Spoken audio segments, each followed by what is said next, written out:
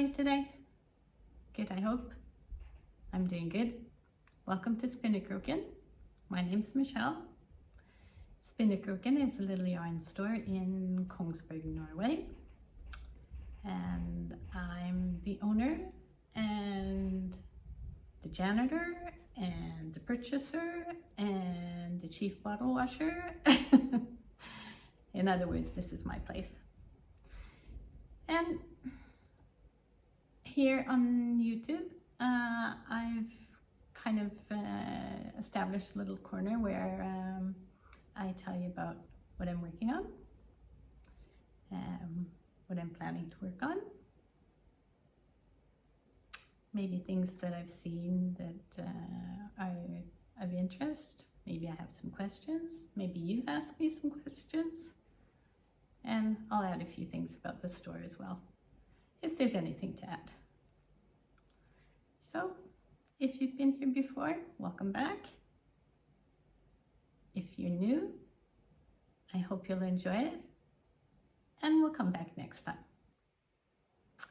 I have no idea which episode this is because I forgot to check that, but today is Thursday, February 2nd, 2023. What I'm wearing? First, my hat. It's called Basker in Norwegian. Basker hat, I guess, directly translated. It's knit in some leftover yarn I had from a project I made in Aegyoknit and Tilia. So it's 2 strands of yarn held together. Aegyoknit is 80% merino, I believe, and 20% nylon, superwash merino. And Tilia is 70% mohair and 30% silk. And they work very nicely together. I can't remember the colorway I used, but it's quite a nice deep rusty red color. I hope it's showing up okay. And the pattern is in this book from Kristin, Wiola, Ødegard, Strikk og bruk. I also knit a sweater from this book, and I'm planning on knitting several of her patterns. It's a really good book. If you have the opportunity to get a hold of it, I do recommend it. The patterns are well written and easy to understand, and they're classic, so it's not something that's gonna go off trend really quickly. So, and hat is a good way to use up some leftover yarn. Make use of what you've got after your other projects. And I'll just take the hat off because it's kind of warm. There we go. I'm finished the Agnete Cardigan by PetiteKnit. I absolutely love it. I was waiting for it to dry, and it took quite a while because it's fairly, how do I say, absorbent. There's a lot of material here because it's knit twice with 2 strands of yarn. When I say it's knit twice, it's brioche, which means that you knit only half the rows on, or half the stitches on the first row, and then you knit half the stitches on the other row, so you're doing every row basically twice. Anyway, I love the pattern. The videos that Kimmy Moncombe has taped with tutorials are very good. It's easy to understand what she's doing and how it fits in the pattern. Metta's patterns are always easy to read and very well written, so it's really been fun to knit it. I will probably knit another one sometime. but I'll have a break in between so that, because it's quite intense. There's a lot of knitting going on. I had to go down to needle size 275. The pattern's written for 3mm, but I didn't get gauge with the 3mm, so I went down to 275, which is very good. I'm happy I made a couple of swatches because the jacket or the cardigan just fits absolutely perfectly. I am so pleased. I'll stand up and show it to you. Maybe I'll have to go behind the couch, but we'll see.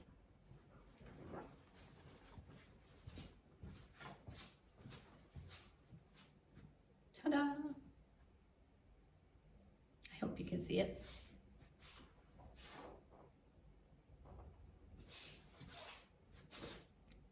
I am very pleased. It's the perfect length. It's exactly what I like to wear. 4 buttons. You knit the button bands together with the rest of it, and there is no finishing afterward other than to sew in your ends.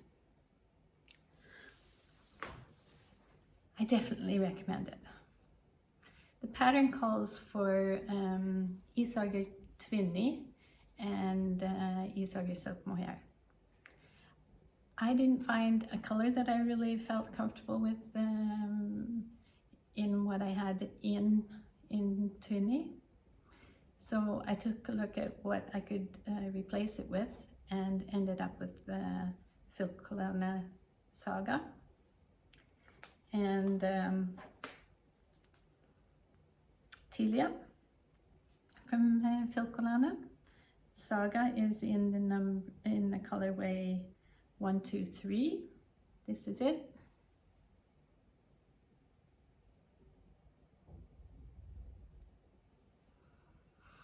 And Tilia is in the colorway 279. It's a bright green.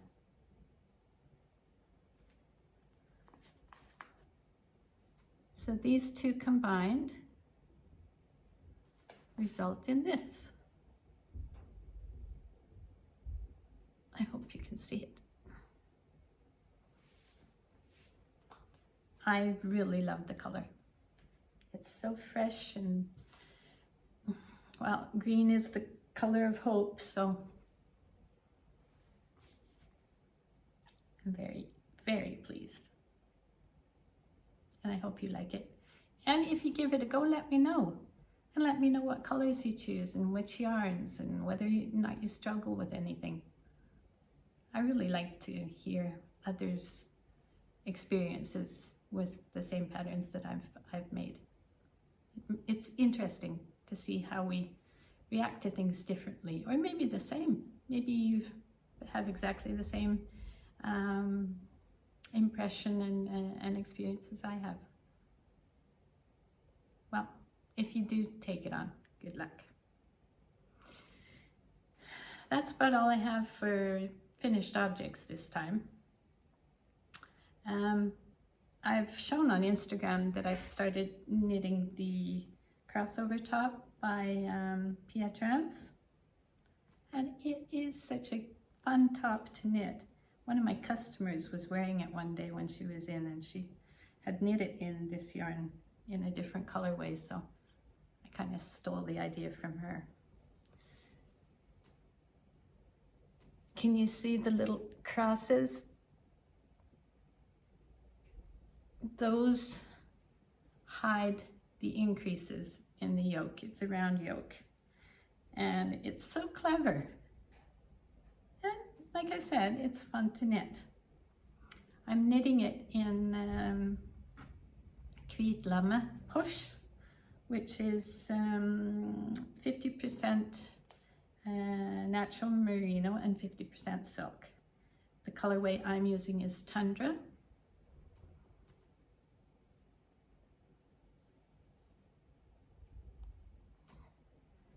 And when it's caked up, it looks like this. I don't know if you can see the colors, but They're very subtle, very, very pretty, I think. Now, I've just started this second skein. I didn't alternate between two skeins at the top, or at all, actually. My initial thought was, because of the crosses, like the stitch pattern there, that it wouldn't be necessary to alternate because the focus would be on that. And then if I felt I needed to alternate when I got further down, then I could start it there.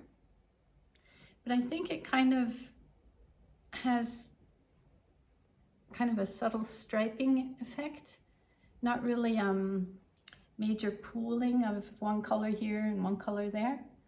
So I thought it was okay. So what I did was just attach the new cake, the new skein. But in case I don't like the transition from the one to the other, if I find that the stripes don't match up, or there's too much color somewhere, or for some reason or other I don't like the result, I put in a lifeline of dental floss. I'm sure everybody knows what dental floss is. And maybe you've done that as well. What I did, I don't know if you can see it, but I used Chai-Gu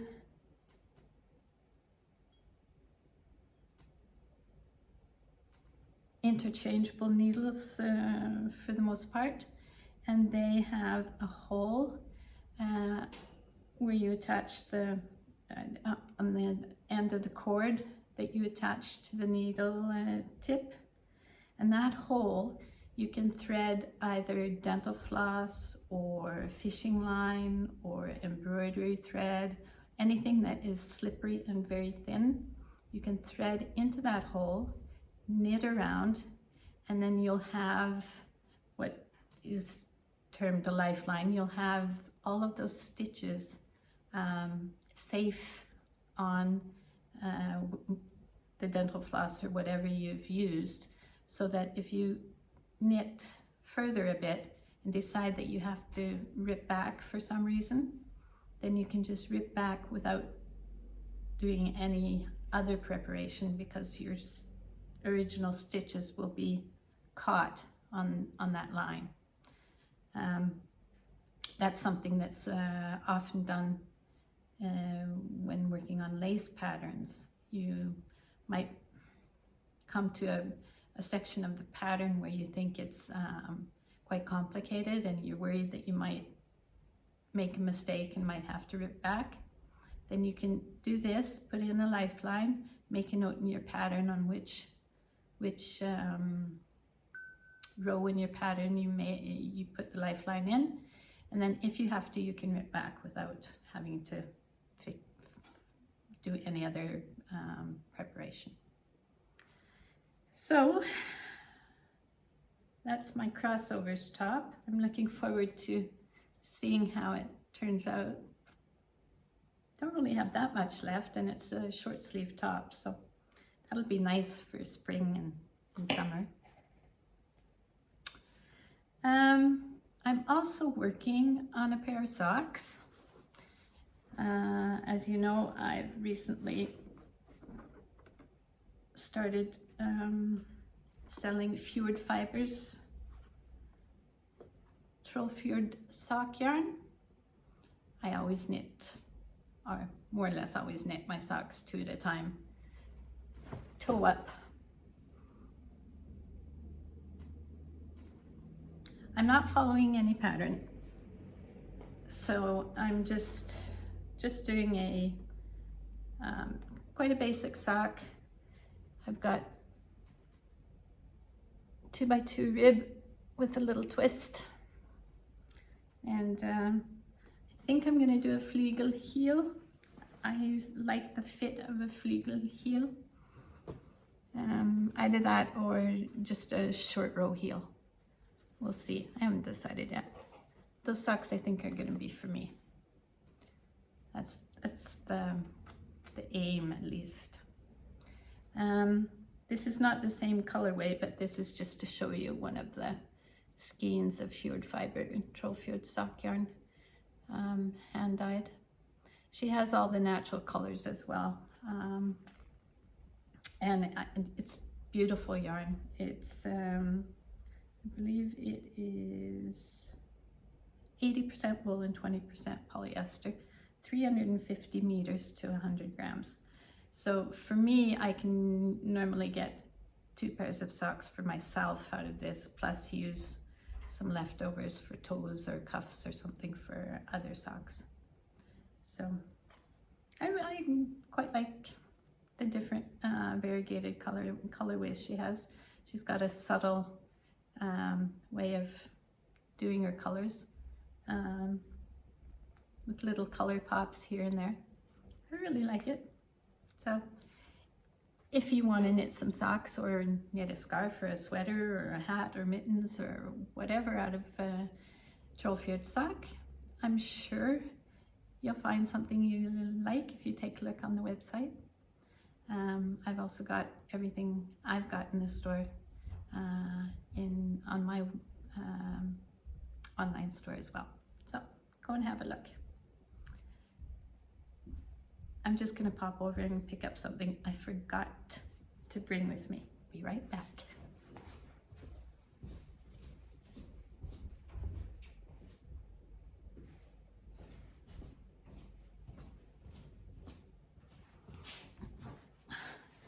This was over by the oven drying.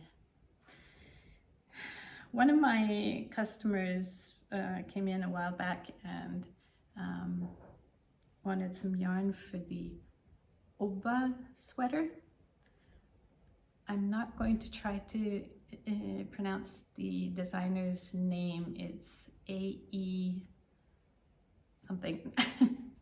I don't want to ruin it. So, but I'm sure if you look up Obba Sweater and do a search for that, you'll find it all over Instagram and Pinterest and YouTube even. I'm sure it's quite popular right now. I don't carry any of the wool yarns that are in the pattern. However, Knitting for Olive Heavy Merino has the exact meters per 50 grams as the Isager Jensen. So we decided that she could use that. There are 2 colors and you hold 2 wool colors with 2 separate silk mohair yarns, and it's a stranded colorwork pattern. And I was so intrigued by the pattern when she was here and showing me, and we were picking out yarn and stuff, and I did the Instagram search, and there are so many beautiful projects out there. I just kind of thought, well, I gotta do this as well, but I wanted to make sure this was done first. So I had some leftovers of heavy merino in 2 different colors and leftovers of silk mohair to knit a swatch, and I knit it yesterday and soaked it last night, so it was over by the heater trying to dry. This is my swatch. I guess I'll show you without the ends.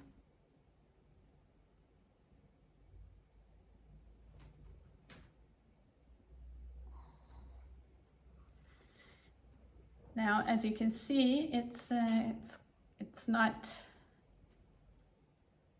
as wide on the one end as it is on the other. That's one of the reasons why swatching is necessary. I should have made an even better swatch, or an even larger swatch, because the bottom here is where I started, and the top is where I bound off, which is saying that if I had just measured my swatch from the first pattern repeat, the gauge would probably be quite different from the last pattern repeat. So I've knit 4 pattern repeats on this swatch. I should probably have knit 8 to be certain, but I didn't want to use up any new yarn, and I ran out of the one color for the leftover yarn. So I thought I'll knit it up, I'll do some measuring, I'll compare it to the gauge in the pattern, and if I'm close as an average from the entire swatch, then I'm good to go. If I'm not, then I'll have to rip it back and do it again, and I'll have to make it longer and measure it again. Do you make a swatch before you start a large project or any project at all? I always recommend to do it, and unfortunately I haven't always taken my own advice. I knit a beautiful brioche sweater out of one strand of twinny. I believe I used probably a 2.75 on that project as well, and I didn't measure my gauge after washing, and as I now know, brioche in any type of material tends to grow after it's been washed. That sweater unfortunately is a little bit too big for me. I can still wear it, but I have to fold up the arms or the sleeves, and kind of just feels like there's a lot of fabric around here. So unfortunately, after that, I have been much better at swatching. I know you want to set everything in motion regarding the project right away, but believe me, it's worth the effort to take time to do the swatch. Anyway, back to the Obba sweater. I think I'm going to do mine in these 2 colors, or combinations.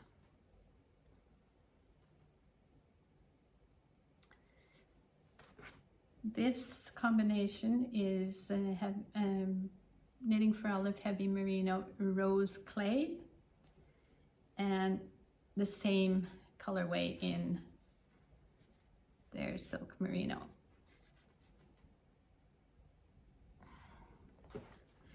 And this combination is Knitting for Olive Heavy Merino Terracotta Rose. And I didn't have, or I don't have the same color or one close enough in Knitting for Olive Silk Mohair. So I found Filcolana Tilia's number 373 to be quite a good match. What do you think? So I'm going to be doing this as the pattern, or the color. This is the main color and this is the pattern color. Sometimes words just escape me. So I just have to wait for my swatch to dry completely, do some measuring, and then maybe tomorrow I'll be able to cast on, give it a go. It's going to be quite a warm sweater. This is the inside, by the way.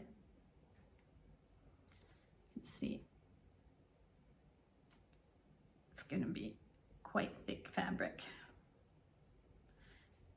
But the pattern repeat is quite fun, so it should be fun to knit.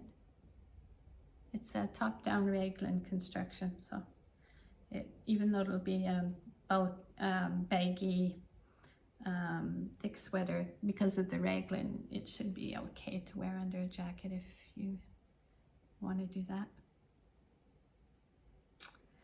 Well, that's about all I have today regarding what I've got done and what I've started working on, or what I'm planning to work on. If you look over there, the Kelly balaclavas that have been knit are on display, and I'm hoping that more of you want to join us. There's a knit along. It started in early January and it's going to run until the end of February. There's several that have started. I've seen some really pretty results. If you put your finished object on Instagram with the hashtag Kelly Balaclava KAL or Kelly Balaclava Samstryk, and then you'll be eligible for a prize. And remember, for me to be able to see whatever it is you put out there with that hashtag, your account has to be public. If it's a private account, unfortunately, I can't see it. But if you do, and you'll be eligible to be drawn for one of the prizes. And there are 4 prizes, or rather there are 2 prizes will be drawn for anything that's on Instagram. And I've also got a Ravelry group called Spinnekroken podcast group, and in there's a discussion thread, and there's a finished object thread for the knit along. And if you finish your balaclava before the end of February and enter it in on the finished object thread, you'll be eligible for a prize from the drawing from that group as well. So there's total 4 prizes, so you have a total of 4 you can possibly win 2 prizes, because I'll be drawing 2 from the Ravelry group and 2 from Instagram. The prizes, the lovely Hilde from Strikkede Design, who by the way has already knit a couple balaclavas. She has donated 2 separate